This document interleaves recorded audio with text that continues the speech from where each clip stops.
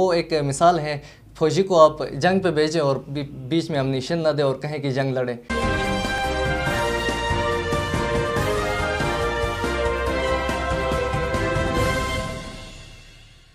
अस्सलाम वालेकुम, आप देख रहे हैं आईबेक्स मीडिया नेटवर्क और मैं हूं शबीर मीर। नाज़रीन, गिलगित बल्तिस्तान में इलेक्शन तो है, इलेक्शन के लिए कैंडिडेट इलेक्शन की तैयारियां कर रहे हैं, लेकिन इसके साथ साथ जो यूथ है इनका क्या मौक़िफ़ है इलेक्शन के हवाले से, यूथ के मसाइल के हवाले से और बहुत सारे इश्यूज़ हैं जिनके हवाले से यूथ ये समझती है कि उनकी आवाज़ नहीं सुनी जा रही है। तो आज हमने अपने स्टूडियो में ज़हमत दी है दो यूथ को और मैं इनका तारुफ अफसर करवा दूँ। मेरे साथ तारिक आज़म हैं और बहुत बड़ी शख्सियत हैं, यूथ हैं, लेकिन गवर्नर हैं नेशनल यूथ असम्बली के। और मेरे दूसरे मेहमान हैं राजा शाहज़ेबुर्रहमान, ये डायरेक्टर हैं एक यूथ ऑर्गेनाइजेशन के। वो ऑर्गेनाइजेशन क्या है और क्या ये काम कर रहे हैं, इस हवाले से भी बात करेंगे। सबसे पहले तारिक साहब, आपका बहुत शुक्रिया। आप यकीनन मेरे ख्याल में पोटेंशियल तो बहुत ज़्यादा है, अपॉर्चुनिटीज़ कम है, जिसका गिला अक्सर हम आपकी तहरीरों में, बातों में और सोशल मीडिया के प्लेटफॉर्म्स में देखते आ रहे हैं। बुनियादी तौर पर आप क्या समझते हैं कि यूथ किस तरह के मसाइल का शिकार है? सबसे पहले तो हम नहायत ही मशकूर हैं आपके कि आपने हमें मौका दिया बोलने का। इस दौर में जब जो है यूथ की आवाज़ को दबाया जा रहा है, तो नहायत मशकूर ममनून है हम आपके और आपके इदारे के, आपके चैनल के, कि आपने यूथ को मदऊ किया और उनको जो है ना बोलने का मौका फ़राहम किया। तो बुनियादी मसाइल पे हम जाएं तो मसाइल तो गिलगित बल्तिस्तान की सतह पर देखे जाए तो बहुत सारे होते हैं, लेकिन एग्जैक्ट यहाँ पे हमारे पास देखा जाए तो सबसे बड़ा जो मसला है यहाँ पे यूथ एम्पावरमेंट का आता है हमारे पास, कि यूथ एम्पावर नहीं है। यहाँ की यूथ समझा ये जाता है कि यूथ एम्पावर नहीं है। इसका जो बेसिक इसका रीज़न जो है वो ये है कि यूथ को सियासत में आने से रोका जा रहा है। यहाँ पे आप कहीं पे भी देखेंगे तो कोई विनिंग कैंडिडेट इस वक्त करंटली अगर हम इलेक्शन को ऑब्जर्व करें तो कोई विनिंग कैंडिडेट ऐसा नहीं है कि जो यंग जनरेशन में से हो। और पॉलिटिकल पार्टीज़ की तरफ हम जब जाते हैं तो हम देखते हैं कि यहाँ पे भी यूथ को कम तर नुमाइंदगी दी जाती है, कि कहीं हादिसतन आ गया तो कोई यूथ का बंदा आ गया, वरना जो है नजरियाती कोई यूथ वर्कर या जो जिसने ग्राउंड के अंदर काम किया है ऐसा कोई यूथ नुमाइंदा आगे नहीं आ सका है। और उसके बाद मसला आता है यहाँ पे इदारों का आता है। तालीमी इदारे नहीं, यहाँ पे हमारे पास इंस्टीट्यूट्स नहीं हैं। जैसे कि अभी पंजाब की तरफ हम दीगर सूबों की तरफ हम जाते हैं तो वहाँ पे देखेंगे तो पंजाब पब्लिक सर्विस कमीशन बना हुआ है, वहाँ का अपना इंटरमीडिएट बोर्ड बना हुआ है, अपनी यूनिवर्सिटीज़ बनी हुई, मेडिकल यूनिवर्सिटीज़ हो गई, इंजीनियरिंग यूनिवर्सिटीज़ हो गई, कॉलेजेस हो गए, लॉ कॉलेजेस हो गए। इस तरह गिलगित बल्तिस्तान के अंदर ये चीज़ जो है ना नौजवानों के अंदर महरूमी का एक बहुत बड़ा जो है जरिया है। सही। पॉलिटिकल पार्टीज़ की आपने बात की तो तहरीक इंसाफ तो यूथ का नारा लेके आई है, उसमें भी आपको कोई कमी लग रही है? उसी तरह यूथ को ट्रीट किया जाता है जैसे दूसरी रवायती पार्टीज़ करती हैं? नजरियाती तौर पे हम देखें तो बहुत सारे वर्कर्स जो यूथ के लिए जो है आगे बढ़ चढ़ के काम कर रहे थे। इलेक्शन से कबल आप लोगों ने खुद देखा होगा, ऑब्जर्व किया होगा कि जितने हमारे पास जो हमारे जो सियासतदान हैं, जो एजेंट है, हमारे अपने जो है क्या क्या अकाबरीन हैं, उनसे बढ़ चढ़ कर नौजवानों ने किरदार अदा किया। मगर जब टिकट देने की बारी आई तो आपने खुद देखा होगा कि टिकट के दौरान किसी नौजवान को आगे लाने की कोशिश नहीं की गई तमाम पार्टियों में से। सिर्फ पीटीआई, पीपल्स पार्टी या नून लीग का यहाँ पे मसला नहीं है, तमाम पार्टियों के साथ यही हुआ। तो तहरीक इंसाफ को आप सपोर्ट करते थे? तहरीक इंसाफ को नज़रियाती तौर पे देखा जाए तो एक नज़रिया है तहरीक इंसाफ, जिस तरह पीपल्स पार्टी, नून लीग, ये वो चीज़ें, हम हर उस नज़रिए को सपोर्ट कर रहे हैं जो नौजवानों के लिए बेहतर कर रहे हो, जो मुल्क के लिए और कौम के लिए बेहतर कर रहे हैं। हम हर उस नज़रिए। सही। आपकी जो नेशनल यूथ असम्बली है, ज़रा इसके बारे में बताएं कि ये कब वजूद में आई और क्या तरीक़ाकार है इसके इलेक्शन का या सिलेक्शन का? ये बेसिकली वजूद में आई थी 2009 के अंदर। 2009 के अंदर ये बनी थी बाकायदा जो है असम्बली और पार्लियामेंट से करारदादे मंजूर होने के बाद एक नौजवानों के लिए महसूस किया गया कि नौजवानों के लिए भी एक प्लेटफॉर्म होना चाहिए जिसके ज़रिए से नौजवान लीडरशिप आ गया है। और हमारा बेसिक जो नारा है वो है right person for the right job, कि वो आदमी उस जॉब के लिए आएगा जो उसके लिए फिट हो। तो हम ये नारा लेके निकले थे कि right person for the right job के लिए हम लोग यहाँ निकले थे। और माशाल्लाह से इस वक्त अगर पूरे पाकिस्तान लेवल पे हम जाएं तो 40,000 से ज़ायद रजिस्टर्ड मेंबर्स है और गिलगित बल्तिस्तान की सतह पे हमारे पास 500 रजिस्टर्ड मेंबर्स है और इसके साथ 1500 वॉलंटियर्स है। जो गिलगित बल्तिस्तान के अंदर डिज़ास्टर हो, जैसे कोरोना पिछले दिनों आया, आप सब के सामने था कि वहाँ पर नेशनल यूथ असम्बली ने बढ़ चढ़ के काम किया और डोर टू डोर जाके अवेयरनेस वहाँ पे प्रोवाइड की कोरोना के हवाले से, ठीक है। राशन बैग्स और आप बाकी ज़रा चीज़ों ये बताएं कि आप गवर्नर हैं, कब आप गवर्नर बने और किस तरह बने? मैं जो है गवर्नर बना, बेसिकली यहाँ पे एक सिलेक्शन का क्राइटेरिया होता है, किस तरह अच्छा, सिलेक्ट किया जाता है। कौन लोग select सिलेक्शन होती है, ये होता है विफाक से होता है कि आपके हमारे विफाकी प्रेसिडेंट होते हैं, उनके साथ एक गवर्निंग बॉडी होती है, उनके सामने जो इंटरेस्टेड कैंडिडेट्स होते हैं, जिनका इंटरेस्ट होता है उसमें, उनकी अचीवमेंट्स देखी जाती है, क्या अचीवमेंट है, उसका इंटरेस्ट क्या है, उसने सोसाइटी के लिए उससे पहले उससे कबल क्या चीज़ें की है, उनको सामने रखते हुए इनकी सिलेक्शन होती है। अच्छा, ये बोर्ड ज़रा उसमें कौन कौन लोग शामिल होते हैं? गवर्निंग बॉडी होती है, गवर्निंग बॉडी के अंदर हमारे पास कुछ विफाकी वज़रा भी होते हैं, कुछ उसके पार्टी मेंबर्स भी होते हैं, मुख्तलिफ पार्टियों से लिए जाते हैं। अच्छा, तो कितने टोटल इस मेंबरान हैं नेशनल यूथ असम्बली के? नेशनल यूथ असम्बली के ओवरऑल पाकिस्तान लेवल पे सतह पे जाके हम देखें तो कोई 40,000 के करीब मेंबरान हैं। अच्छा। और गिलगित बल्तिस्तान सतह पे इस वक्त हमारे पास 500 रजिस्टर्ड मेंबर्स हैं। ठीक है। सूबे के हवाले से भी आजकल बात चल रही है, अबूरी आइनी सूबा या पता नहीं फुल सूबा, तो आप क्या समझते हैं बहैसियत यूथ आपकी क्या ख्वाहिश है कि क्या हो? बहसियत यूथ तो ख्वाहिशात तो बहुत सारी है, मगर ऐसी ख्वाहिश हमें करनी चाहिए कि जो काबिल कबूल भी हो और काबिल अमल भी हो। तो उसके लिए ये है कि अबूरी आइन सूबे के बजात में ख़ुद और गिलगित बल्तिस्तान की एक जो है यूथ जो है एक क्या कहते हैं क्वांटिटी के अंदर, एक ज़्यादा मिकदार के अंदर, वो इस हक में है कि गिलगित बल्तिस्तान को अबूरी आइनी सूबा बनाया जाए। आइनी सूबा इसलिए नहीं बनाया जा सकता क्योंकि ऑलरेडी यूएन के अंदर एक करारदाद जमा हुई है कि जहाँ पे लिखा है कि कश्मीर जो है जब तक हल ना हो, जो मसला है कश्मीर का वो हल ना हो, तब तक जो है गिलगित बल्तिस्तान ये तमाम चीज़ें जो है उसका हिस्सा हैं, तो तब तक ये आइनी सूबा नहीं बन सकता। अगर हम डायरेक्टली इसको आइनी सूबे की तरफ ले जाते हैं तो हमारा जो कश्मीर कॉज है उसको नुकसान पहुँच सकता है। अबूरी आइनी सूबा ये है कि टिल देन जब तक कि आपका कश्मीर का जो मसला है वो हल नहीं होता, तब तक एक सूबाई सेटअप दिया जाए ताकि यहाँ की महरूमियों का अजाला किया जाए। सूबाई सेटअप तो वैसे एक किसी हद तक तो इस वक्त भी है, आप नहीं समझते हैं कि वो और इसमें कोई ज़्यादा फ़र्क होगा? हाँ, 2009 के अंदर जो पीपल्स पार्टी ने गवर्नेंस ऑर्डर जो दिए थे उसके तहत फिर नून लीग के दौर में जो है ना सरताज अजीज़ के उसमें ज़ेर सदारत एक कमेटी बनी, उसने फैसले दिए और एक चीफ सुप्रीम कोर्ट की एक फुल बेंच ने भी ये डिसाइड किया था कि गिलगित बल्तिस्तान को सूबा बनाने या पाकिस्तान का हिस्सा बनाने से जो है उसके कश्मीर के उस कॉज के ऊपर कोई इफेक्ट नहीं पड़ेगा। तो फिर उसके क्या कहते हैं ऑर्डर और इसके अंदर सूबे के अंदर ये फ़र्क है कि हमें पार्लियामेंट के अंदर नुमाइंदगी दी जाए। हम ये चाहते हैं कि नेशनल सतह पे हमें नुमाइंदगी दी जाए ताकि हमारा मेंबर यहाँ के मसाइल वहाँ पे उजागर करे और दीगर इदारे हमारे पास आए, जैसे कि APSC है। इसी तरह हम चाहते हैं Gilgit Baltistan public service commission बने ताकि यहाँ की जो नौजवान हैं उनकी महरूमियों का अजाला हो सके। सही। चलो, बहुत सारी टेक्निकल चीज़ें तो इसमें हैं, लेकिन मुझे मुख्तसरन ये बताइए कि जनरली यूथ क्या समझती है कि अबूरी आइनी सूबा बनने से बड़ी बड़ी क्या चीज़ें आ जाएंगी जिससे गिलगित बल्तिस्तान को खुशहाली होगी लोगों को? इसमें सबसे पहली चीज़ ये है कि हम नेशनल ग्रिड के अंदर शामिल होंगे।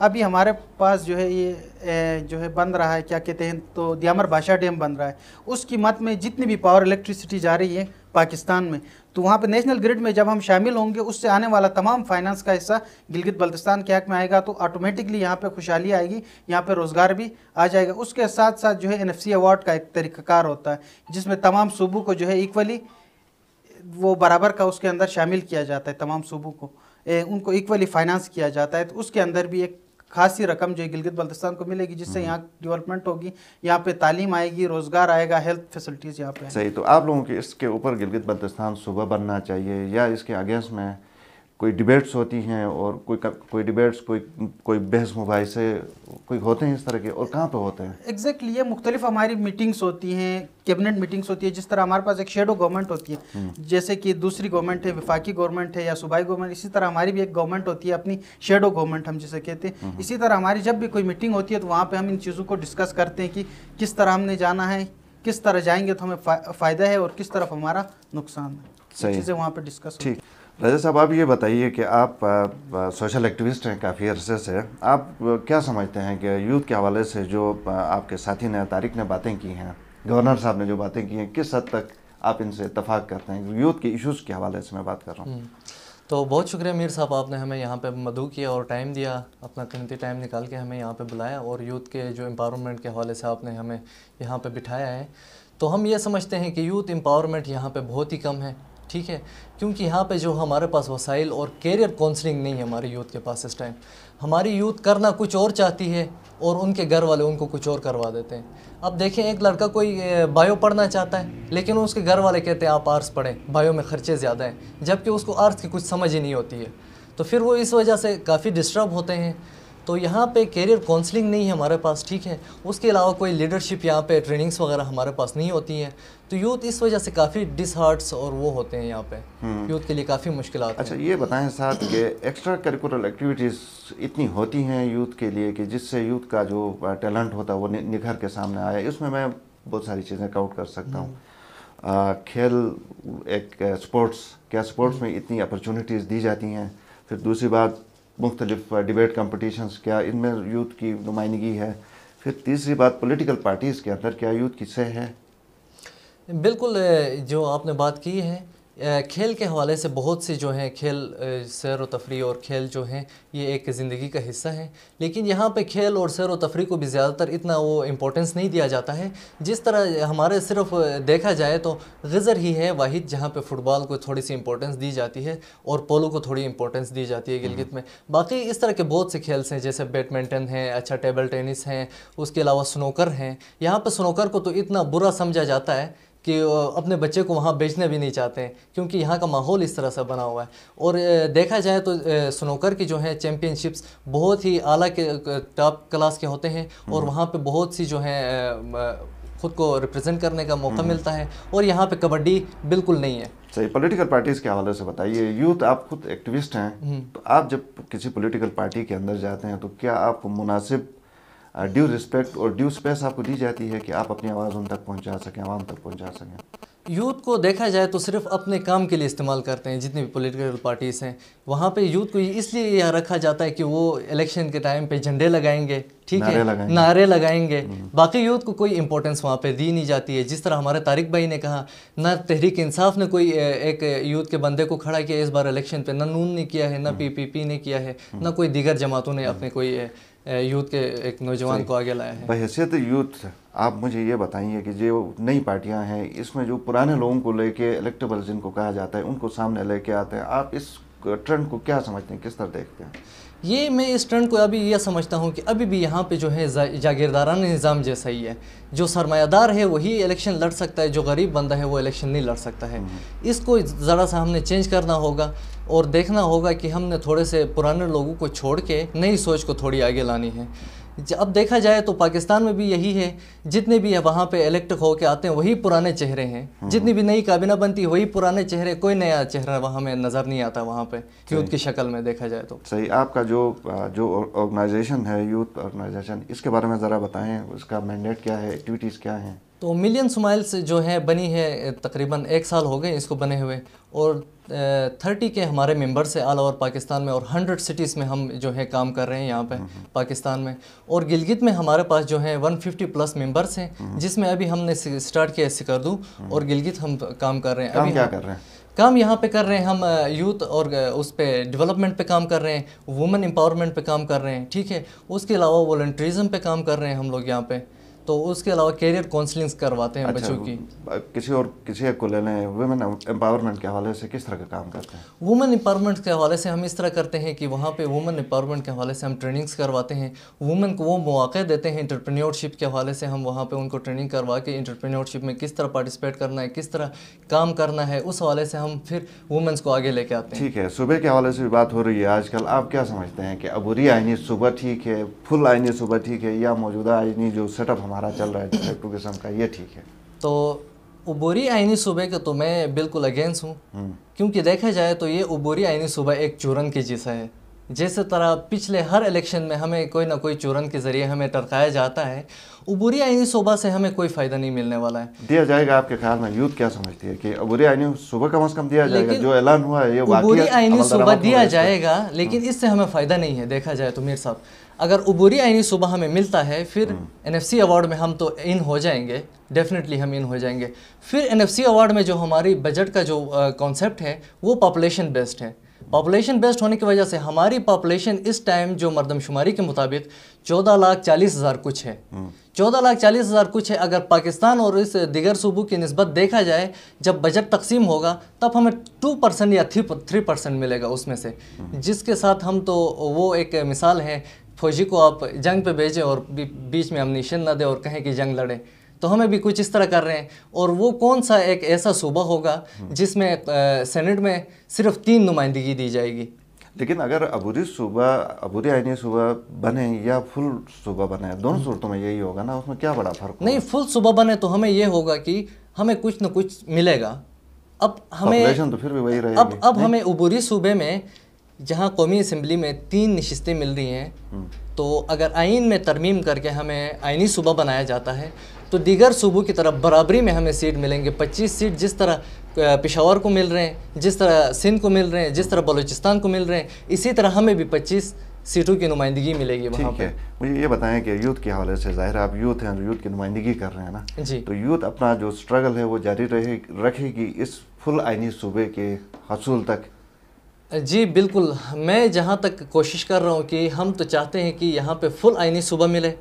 अगर नहीं मिल सकता है, जहाँ तक कश्मीर का मसला है, कश्मीर कास को नुकसान पहुँच रहा है, तो फिर ये लोग इसी तरह करें, या फुल आइनी सूबा दें या फिर आइन में तरमीम करके जिस तरह आज़ाद कश्मीर को एक खुद मुख्तार रियासत दी गई है, फिर गिलगित बल्तिस्तान को भी दे दें, यानी आज़ाद कश्मीर तरफ के हमें दे दें। वहाँ पे फिर नौकरियाँ देखें आपको आज़ाद कश्मीर में ग्रेड 1 से लेकर ग्रेड 22 तक उनकी अपनी है, जबकि हमारे यहाँ पे इस तरह नहीं है।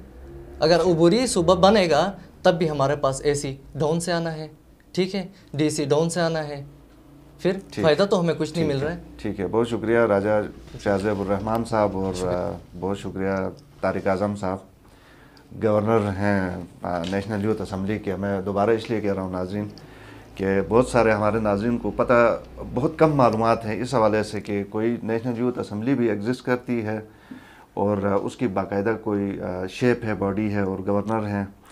शायद यूथ के हवाले से बहुत सारे लोगों को पता भी हो, इनके काम के हवाले से भी शायद लोगों में ज़्यादा शनासाई हो, लेकिन जो बड़ी उम्र के लोग हैं, सिटीजन्स हैं, उनके अंदर बाकायदा स्ट्रक्चर के हवाले से ये मालूमात हम पहुंचाना चाह रहे हैं। इसी तरह राजा साहब का भी जो एक यूथ ऑर्गेनाइजेशन है जिसकी तफसीलात खुद इन्होंने बताई, यकीनन आप आज के इस प्रोग्राम में आपको थोड़ी सी डिफरेंट चीज़ मिली होगी। यूथ के मसाइल और यूथ क्या चाहती है सुबह के हवाले से, या इलेक्शन में, या ओवरऑल जो डेली लाइफ में इनका क्या रोल होना चाहिए, इस हवाले से यकीनन आपने थोड़ी सी आज डिफरेंट गुफ्तगू सुनी होगी। मैं अपने मेहमानों का एक दफ़ा फिर बहुत शुक्रिया अदा करता हूँ। नाज़रीन, प्रोग्राम में आपका फ़ीडबैक, हमें आपके फ़ीडबैक का बहुत इंतज़ार रहेगा। फ़ीडबैक ज़रूर दीजिए और नेक्स्ट प्रोग्राम तक हमें इजाज़त दीजिए। अल्लाह हाफ़िज़।